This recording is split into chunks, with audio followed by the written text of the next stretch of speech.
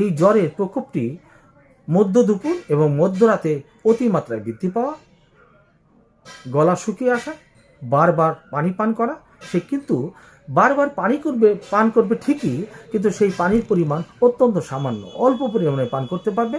অনেক সময় বমি হতে পারে, অনেক সময় বাথরুম ডায়রিয়ার মতো খারাপ হতে পারে, সেটা গরম লাগার একটা প্রবণতা।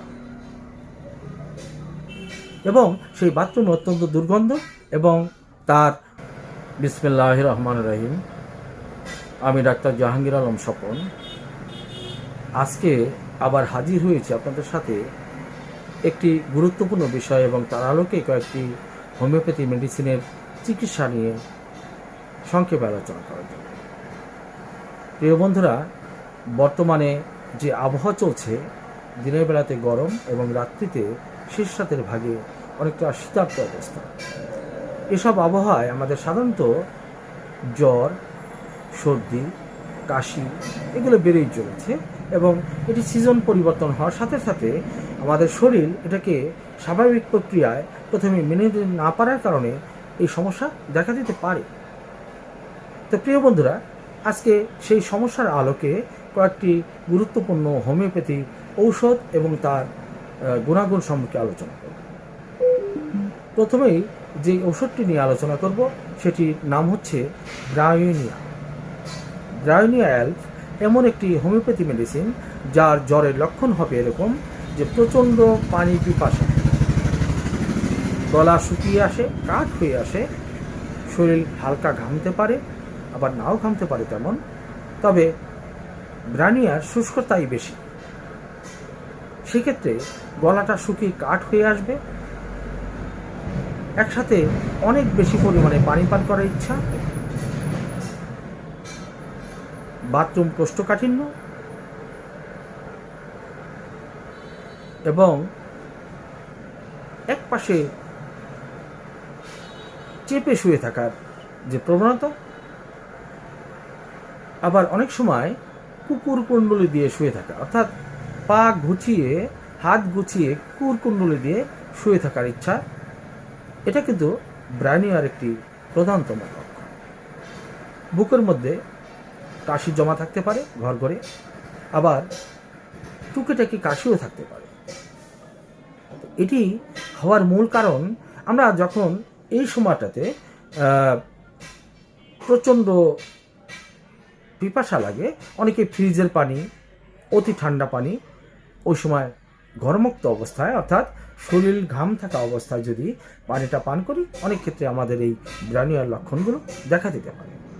তা সেক্ষেত্রে আমরা যারা পীড়িত হয়েছি তারা ব্রায়োনিয়া দিয়ে চিকিৎসা করব, আর যারা এখনও ভালো আছি তারা যেন এই ভুলটি না করি যে শরীর ঘামা অবস্থায়, উত্তপ্ত অবস্থায় অতি ঠান্ডা অথবা ফ্রিজের বরফ মিশ্রিত পানি যেন পান না করি।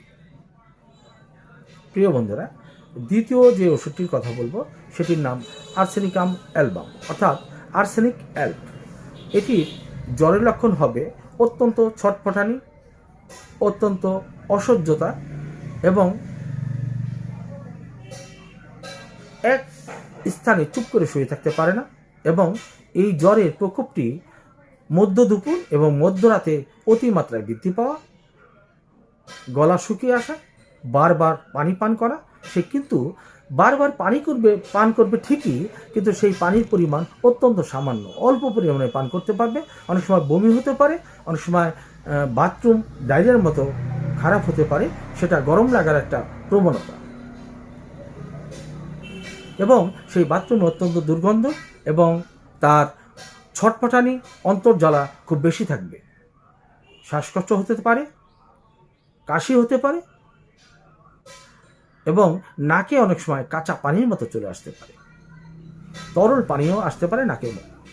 তো সেই ক্ষেত্রে যদি জ্বরের প্রাদুর্ভাব মধ্য দুপুরে, মধ্যে রাত্রে বৃদ্ধি পায়, তাহলে আর আর্সেনিক অ্যালবাম প্রয়োগ করতে আমাদের কোনো দ্বিধা থাকার কথা নয়। প্রিয় বন্ধুরা, জ্বরের আরও সুন্দর একটি মেডিসিন যেটির নাম বেলোডোনা। এর লক্ষণ কি হবে?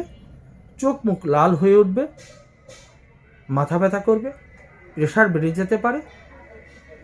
সেক্ষেত্রে আমরা কিন্তু বেলোডোনাকে প্রয়োগ করলে অনেক সুন্দর ফল পাব। প্রিয় বন্ধুরা, 3টি হোমিওপ্যাথি পটেন্সি মেডিসিনের পাশাপাশি আমি একটি বায়োকেমিক মেডিসিন নিয়ে আলোচনা করতে চাই, যার নাম ফেরাম ফস, অর্থাৎ ফেরাম ফসফারিকাম, যেটি আমাদের জ্বরের লক্ষণ হবে এরকম: চোখ লাল হয়ে যাবে, মাথা ব্যথা করবে, প্রেশার বেড়ে যেতে পারে, অত্যন্ত পানি প্রেশার বেড়ে যেতে পারে। সেই ক্ষেত্রে আমরা যদি বায়োকেমিক মেডিসিনটি, এই হোমিওপ্যাথি যে পটেন্সি 3টি আলোচনা করলাম, এর মধ্যে লক্ষণ মিলিয়ে একটি মেডিসিন খাবারের আগে আর এই বায়োকেমিক মেডিসিনটি খাবারের পরে যদি প্রয়োগ করা যায়, তাহলে কিন্তু আমরা খুব দ্রুত ফলাফল পেতে পারি। এবং পাশাপাশি যদি বাচ্চা শিশু হোক বা বড় হোক, বৃদ্ধ হোক, পাশাপাশি যদি আমরা হালকা গরম জলের মধ্যে একটি সুন্দর সুতি ন্যাকড়া ভিজিয়ে ওকে একটু চিপুর দিয়ে, সম্পূর্ণ পানি বের করে না, মানে একটু চিপুর দিয়ে আমরা যদি ওই ন্যাকড়াটাকে বারবার সারা শরীরে ম্যাসেজ করতে পারি দিনের মধ্যে 3-4 বার, তাহলে কিন্তু খুব দ্রুত আমরা জ্বরকে তাড়াতে পারি। তো প্রিয় বন্ধুরা, আজকের আলোচনা যদি আপনাদের জীবনে একটু কাজে আসে, একটু উপকার আসে, তাহলে নিজেকে ধন্য মনে করুন। আজকের এটুকুই ছিল আলোচনা। আমি ডাক্তার জাহাঙ্গীর আলম স্বপন, মা হোমিওপ্যাথি থেকে সকলকে জানাই আন্তরিক সালাম। আসসালামু আলাইকুম ওয়া রাহমাতুল্লাহ। আল্লাহ হাফেজ।